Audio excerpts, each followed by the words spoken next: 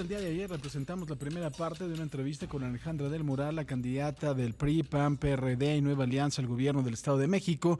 El día de hoy le presentamos la segunda parte. Hablamos de todo un poco, de seguridad, de agua, del aeropuerto Felipe Ángeles, de la seguridad del transporte público, entre varias cosas más.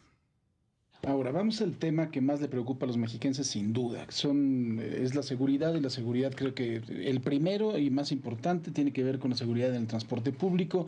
Mucho tiene que ver también con muchos videos que se han visto de asaltos en el transporte público que se quedan mucho y se fijan mucho en la ciudadanía. He escuchado propuestas de que van a conectar esas cámaras al C5. Alguien debería de comentarles que ya están conectadas, ¿no? Entonces, eso es importante, porque si tienes una herramienta tecnológica como son los C5, los dos más grandes que tiene el país, por lo menos en tecnología, aunque todavía no en cámaras, pues lo que tienes que hacer es realmente utilizar ese tipo de herramientas tecnológicas, porque si no, no te van a alcanzar los policías del mundo para poder acabar con la inseguridad del Estado de México. ¿Qué es lo que vas a proponer? ¿Cómo maximizar las herramientas que ya existen? Pues mira, tenemos hoy muy claro, efectivamente el problema que todo el mundo dice es el tema de inseguridad, pero cuando tú entras a la casa de la gente, el problema se convierte en un tema económico. Entonces yo te diría que los dos principales problemas del Estado de México es uno, seguridad pública, y otro es un tema de economía familiar. Y en el tema de servicios públicos, después de la seguridad pública viene el tema del agua. Que también es un tema prioritario para la agenda de esta campaña. En el tema de seguridad pública, no podemos hablar, en el tema de transporte público, son 164,000 concesiones. Solo el 18% de esas 164,000 tiene cámaras de seguridad. No necesitamos capacitar también a los choferes. Necesitamos generar condiciones de financiamiento para que se puedan también mejorar las unidades de transporte público. Hacen 18 millones de viajes al día las 164,000 concesiones. Es decir, mueven al Estado de México una vez todo el día. 18 millones de habitantes. El reto es enorme y el reto no se puede enfrentar si no se habla con los concesionarios, si no se habla con el usuario, si no logramos hacer una alianza, unir, esa es la frase de esta campaña, unir es resolver, con ellos para que podamos juntos encontrar la solución. Esa solución sí pasa por mayor presupuesto a seguridad pública, 2 nuevos C5, uno en la zona del norte, Jilotepec, y otro en la zona de Amecameca. Estaremos hablando de duplicar ya el número de cámaras de videovigilancia que tiene el Estado, además de conectarnos con los ayuntamientos, fortalecer y mejorar las condiciones con los policías en temas de capacitación y en temas de percepción, pero también de percepción económica de su sueldo, pero también en un tema de cómo los acompañamos y los evaluamos. ¿Cómo sabemos que el policía está haciendo bien su chamba?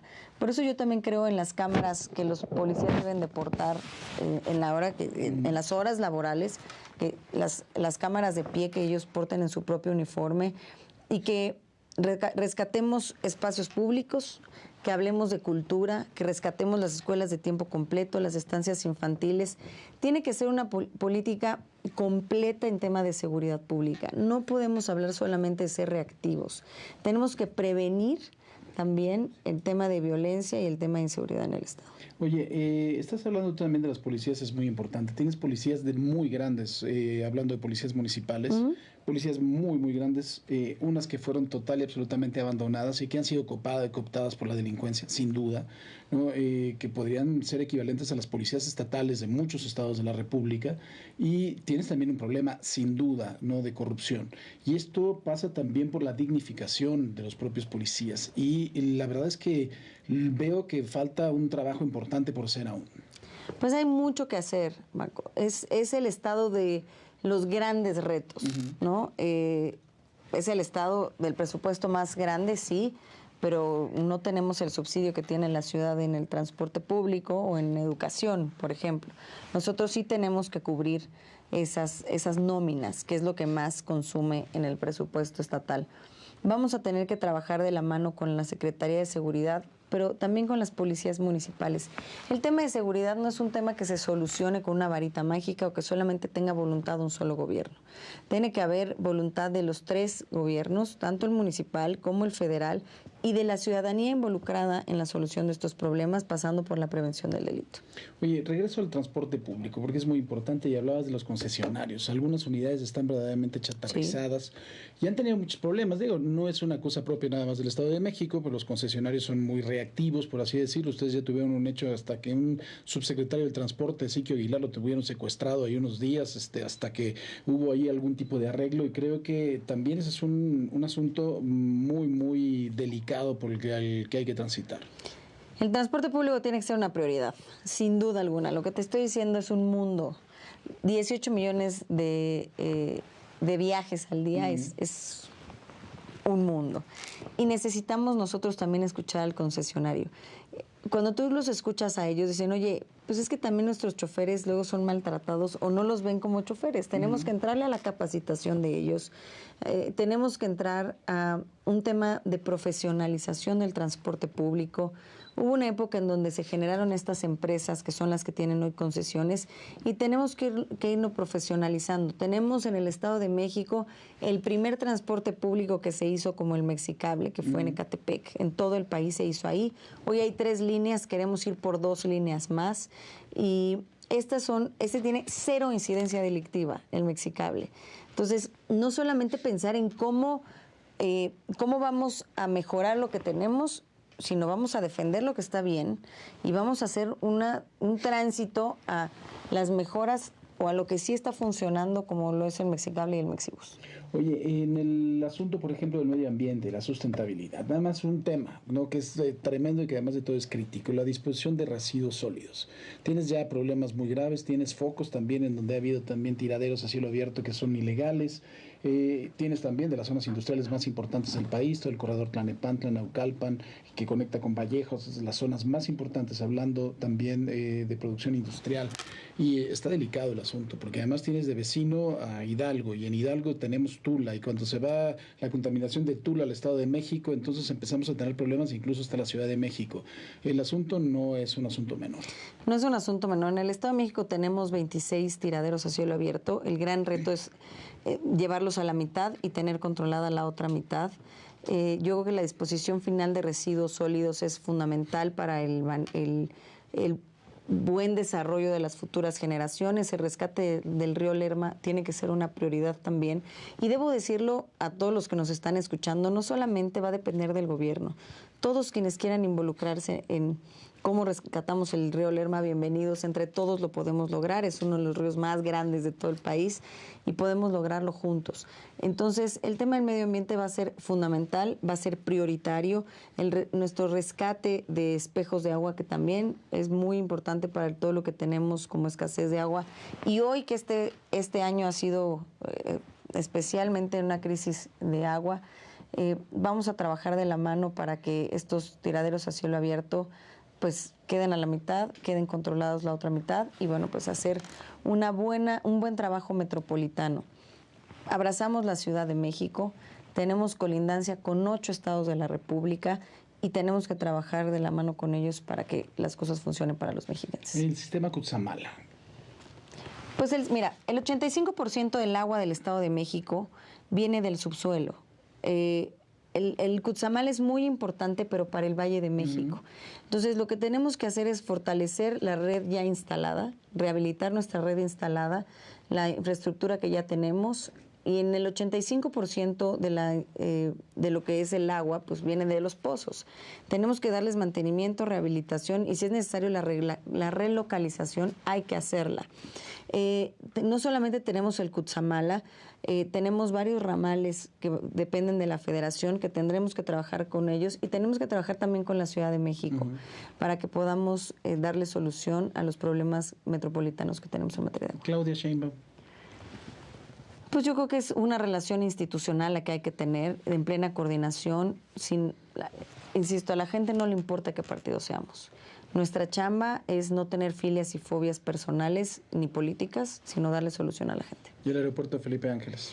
Hay que potencializarlo, ya es un hecho, ya es una realidad, ya está en territorio mexiquense. Ese aeropuerto es de los mexicanos. Somos el único estado en todo el país que tiene 2 aeropuertos internacionales. Hay que usarlo, hay que potencializarlo.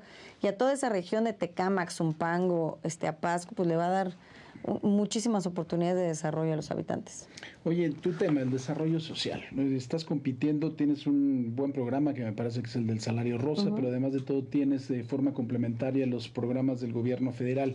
¿Qué se le puede hacer? ¿Qué se le toca? ¿Qué se le arregla? ¿Se utilizan o se van a utilizar en esta elección los programas sociales del gobierno federal para incidir en la elección? Pues yo creo que lo están haciendo. Yo esperaría o hago un llamado para que no los usen, y a la gente que les están, porque los están, le están diciendo que si no votan por ellos se los van a quitar. No se los pueden quitar, ya son un derecho de ustedes, así es que no les metan miedo con eso. El salario rosa, lo que nosotros queremos hacer es crecerlo a salario familiar. Nosotras las mujeres invertimos 90 centavos de cada peso en la familia. Ahora queremos impulsarlo para que también hombres, jóvenes, niños, adultos mayores, personas con discapacidad y hasta las mascotas que ya forman parte también de la familia, puedan ser beneficiarios de este programa que impulsa la economía familiar. Oye, otra de las cosas que es muy importante, yo he escuchado en este país desde hace tanto tiempo discursos que tienen que ver sobre las mujeres, sobre la equidad, sobre la igualdad, sobre la prevención de los feminicidios y bueno, actos de campaña verdaderamente rabiosos en los cuales las mujeres se quejan, y la verdad es que en los años que tengo de periodista esto no ha cambiado en lo más mínimo, ¿eh? He escuchado los mismos discursos o quizá algunos con otras propuestas, pero la verdad es que de los hechos a que hay una política pública real que salvaguarde los derechos de las mujeres, que salvaguarde su vida, es más, no la he visto nunca implementada en ningún lugar. Pues mira, en el Estado de México vamos a trabajar por seguir fortaleciendo la Red Naranja, que se llama. Es una aplicación que todas pueden bajar, todas las que nos están viendo la pueden bajar. Esa Red Naranja la queremos conectar a más de 6,000 espacios de auxilio inmediato, que ellas puedan tener un botón de pánico, fortalecer la Fiscalía Especializada en materia de género, que tengamos una policía exclusivamente de 10,000 elementos en temas de género para evitar la violencia contra las mujeres, erradicar el feminicidio en el Estado. Es posible. Cuando el Estado se compromete y toma una causa como suya propia, se pueden hacer las cosas. Este tema es un tema que lo asumiré como un tema personal. Se puede solucionar en el Estado de México. Por cada 100,000 habitantes, nosotros ocupamos el lugar 19 en todo el país. Evidentemente somos el Estado de los grandes números. Hay que trabajar porque esto no haya ni uno en el Estado, y que hoy el Estado de México sea también un área de oportunidad para las mujeres. A salario igual, a trabajo igual, salario igual. Igualdad de condiciones, igualdad de oportunidades para nosotras las mujeres. Como decía un profesor mío en la carrera, hagamos un supongamos, que ya eres gobernadora, tienes que repartir puestos al PAN, tienes que repartirle puestos a Enrique Vargas, tienes que repartirle puestos al PRD, ¿tienes que repartirlos? Pues el convenio de participación, que así se llama, está legislado en el gobierno de coalición, habla de porcentajes. Tendríamos que sentarnos a una negociación. Lo que yo puse en la mesa, Paco, desde el primer minuto, y eso no me van a dejar mentir ninguno, y eso se los garantizo, es que no es de cuotas, es de capacidades. ¿Quién tiene la capacidad para formar parte del mejor gobierno de coalición?